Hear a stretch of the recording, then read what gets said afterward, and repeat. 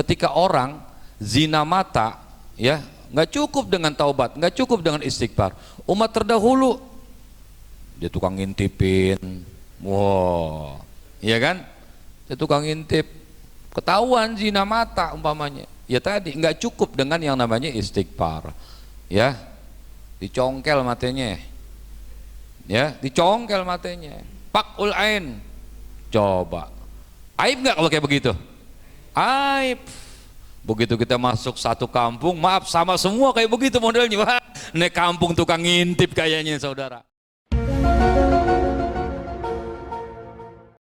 Assalamualaikum warahmatullahi wabarakatuh. Bismillah walhamdulillah wassalatu wassalam ala sayyidina rasulillah Muhammad ibn Abdullah wa ala alihi wa sahbihi wa man walah. La hawla wa la quwwata illa billah, amma ba'd.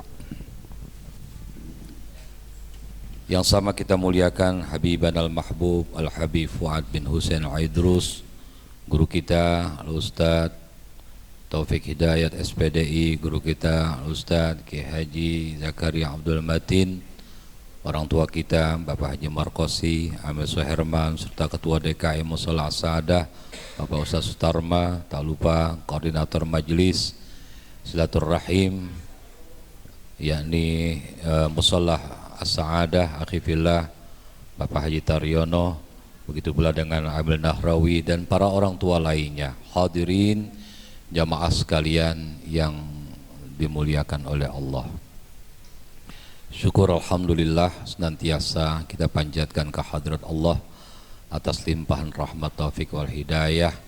Alhamdulillah malam hari ini kita semua kembali dapat hadir di majlis silaturahim.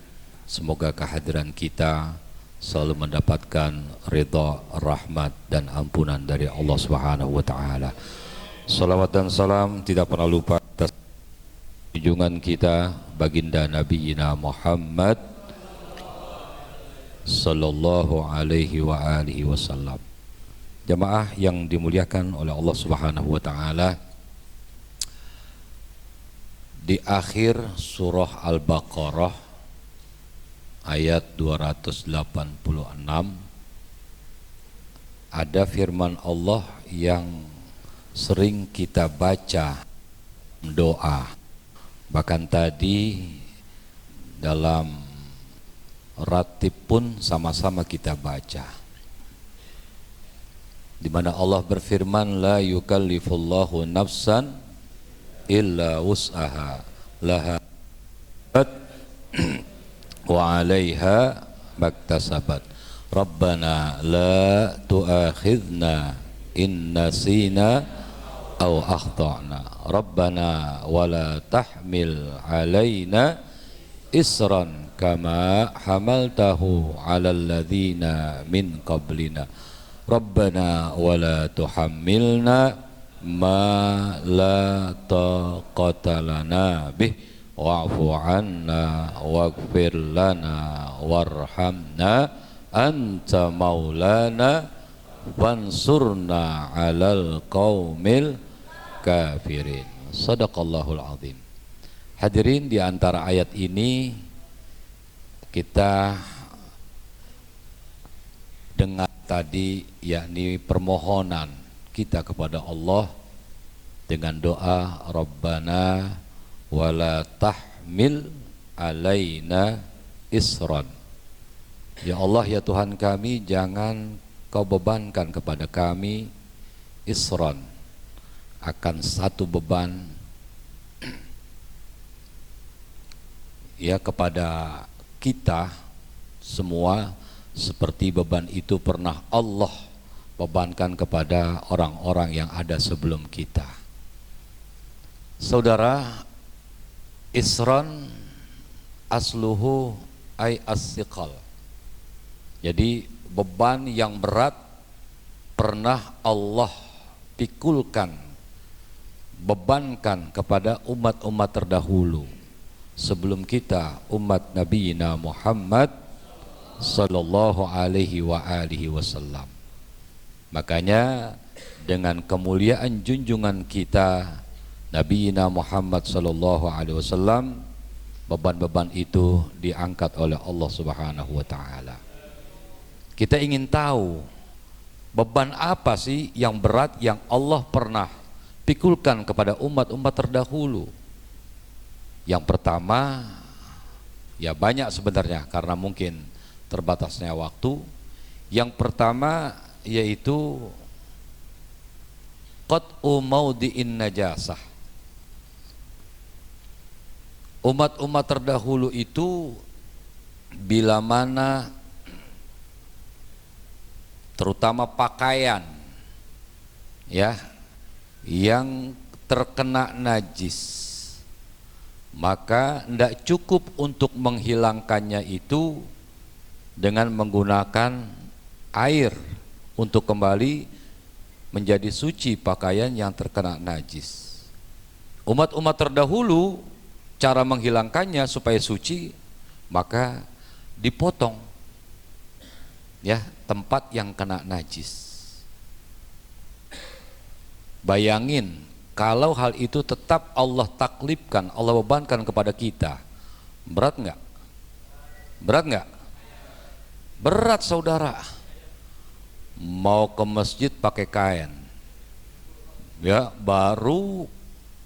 Ya kalau rumahnya dekat, kalau rumahnya jauh, kayak Ustaz Zakaria umpamanya, ya dari Kampung Bulak ke Kampung Gedong sini, begitu mau jalan, tiba-tiba bajunya kena najis umpamanya, ya dipotong, kainnya kena najis dipotong. Ya mending kalau umpamanya kena najisnya di bawah mata kaki. Kalau kena najisnya pas di udel-udel, sampai sini kira-kira tinggal apanya? Berat nggak? Berat nggak? Berat. Tapi untuk umat Nabi Muhammad Sallallahu Alaihi Wasallam, cara untuk menghilangkan najis nggak perlu pakai dipotong, nggak perlu pakai dirobek atau digunting. Lihat kelas najisnya. Ada berapa najis? Ada yang pertama najis mughal ladhah, yang kedua najis mukhaf, pakai kho bukan pakai ha, bukan pakai ka, mukhaf fafah. Makanya biasain belajar huruf hijaiyah, jadi membaca sesuai dengan makhrajnya. Najis mukhaffafah. Nek kagak nggak pernah belajar huruf hijaiyah, belajarnya Latin terus. Akhirnya ada najis 3 macam. Pertama najis muka papa, najis muka papa, ya najis mukhaf fafa. Yang ketiga najis mutawassito, ya sesuai dengan kelas najisnya. Yang berat juga agak ribet, agak berat untuk menghilangkannya. Yang sedang juga sedang cara untuk menghilangkannya. Yang ringan pun ringan pula menghilangkannya. Kita tahu najis berat apa? Anjing dan babi. Jadi nggak cukup umpamanya kita kejilat, nggak cukup dengan disebor aja, kan begitu. Kenapa? Mesti campur dengan tanah 7 kali, baru kita siram. Ya salah satunya dengan air. Nah saudara, kenapa repot dan berat seperti itu? Karena najisnya pun kelas berat. Kalau najis khaffafah ringan, cara membersihkan pun juga ringan. Cuma najis khaffafah nggak banyak, yaitu baulus sobi, kencing bayi laki-laki, ya, yang belum mencapai usia 2 tahun. Syaratnya juga itu bayi belum makan apa-apa. Belum makan cireng, belum makan basreng, ongol-ongol, belum.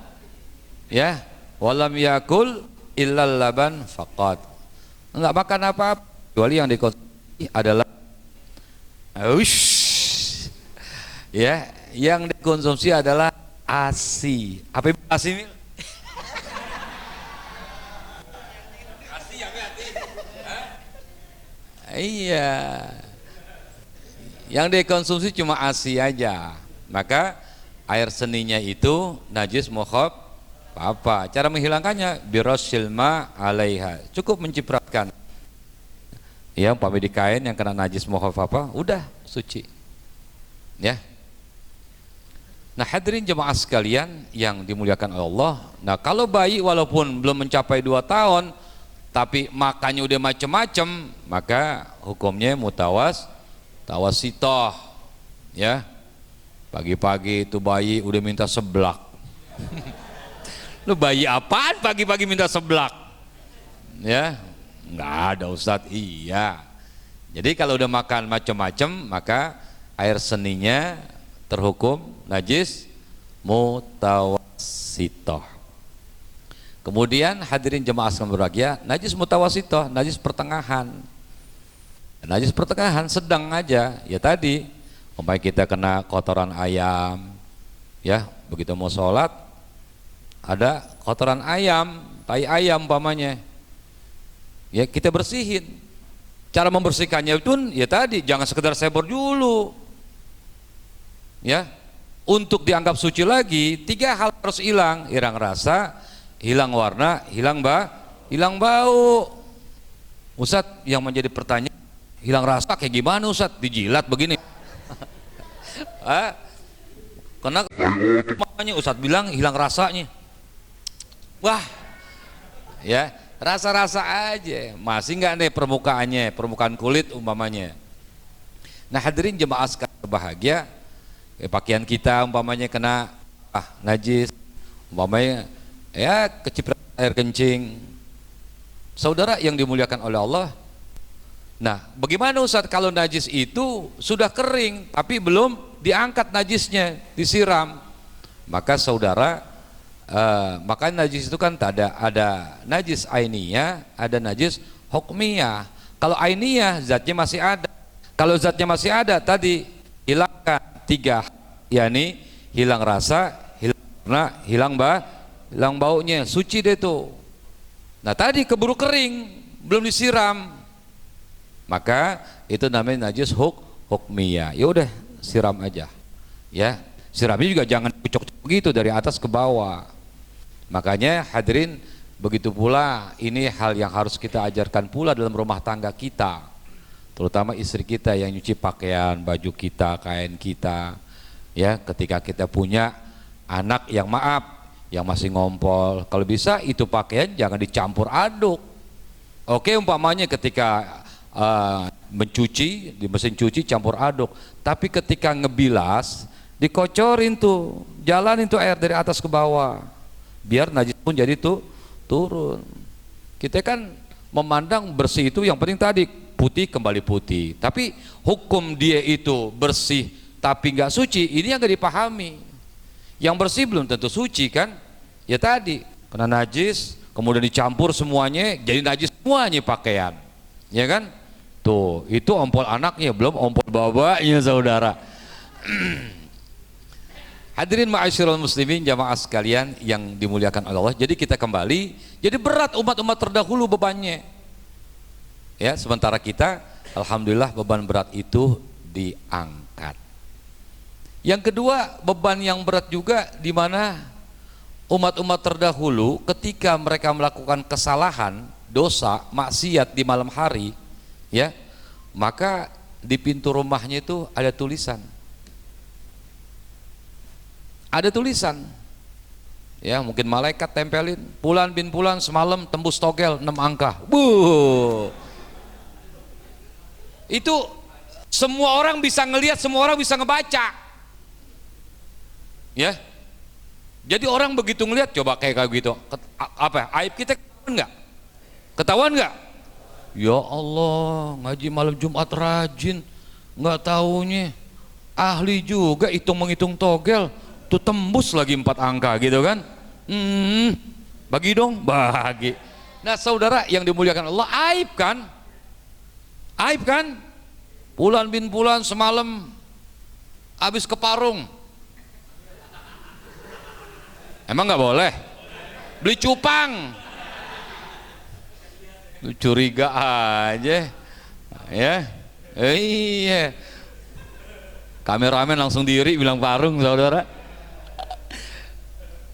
Masyarul muslimin, bulan semalam habis ke tempat-tempat ini umpamanya, tempat yang nggak baik lah, apa maaf, tempat prostitusi, perjudian, dilihat sama orang, ya Allah itu orang aibnya kebuka, tapi kita ditutup aib kita oleh Allah Subhanahu wa Ta'ala. Makanya jangan mentang-mentang aib ditutup oleh Allah kemudian kita nggak pernah taubat.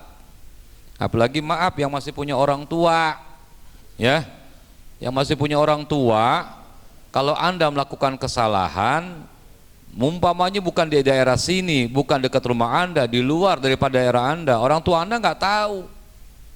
Paling tahu-tahu maaf ketika berhadapan dengan hukum, dia ketangkap, orang tua baru tahu. Tapi seandainya kata Anda nggak ketangkap, Anda nggak berhadapan dengan hukum, orang tua Anda nggak tahu bahwa kerjaan anak Anda nggak bagus, kan begitu.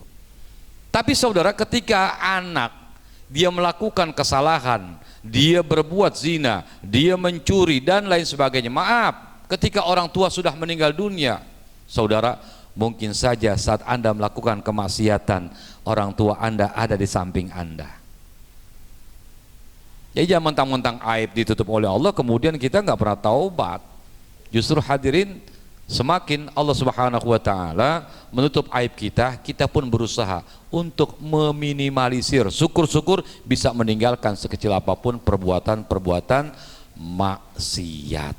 Nah hadirin jemaah sekalian, ya kalau kita sampaikan semuanya, waktu ya mungkin nggak cukup. Inilah diantara di mana Allah Subhanahu wa Ta'ala yang mengangkat beban yang berat, sebagaimana beban berat itu pernah Allah pikulkan, pernah Allah bebankan kepada umat-umat terdahulu, tapi semua itu diangkat untuk umat Nabi Muhammad sallallahu alaihi wa alihi wasallam. Bahkan saudara, maaf, ketika orang zina mata, ya, nggak cukup dengan taubat, nggak cukup dengan istighfar. Umat terdahulu dia tukang ngintipin, wow, iya kan? Dia tukang ngintip, ketahuan zina mata umpamanya, ya tadi nggak cukup dengan yang namanya istighfar, ya, dicongkel matanya, ya, dicongkel matanya, pakul ain, coba, aib nggak kalau kayak begitu? Aib. Begitu kita masuk satu kampung, maaf, sama semua kayak begitu modelnya. Wah, ini kampung tukang ngintip kayaknya saudara. Ya mudah-mudahan Allah Subhanahu wa Ta'ala senantiasa panjangkan umur kita dalam iman, dalam ibadah. Allah kurniakan kita di akhir hayat husnul khatimah, amin ya rabbal. Ini saja yang dapat saya sampaikan, lebih kurang mohon maaf. Assalamualaikum warahmatullahi wabarakatuh.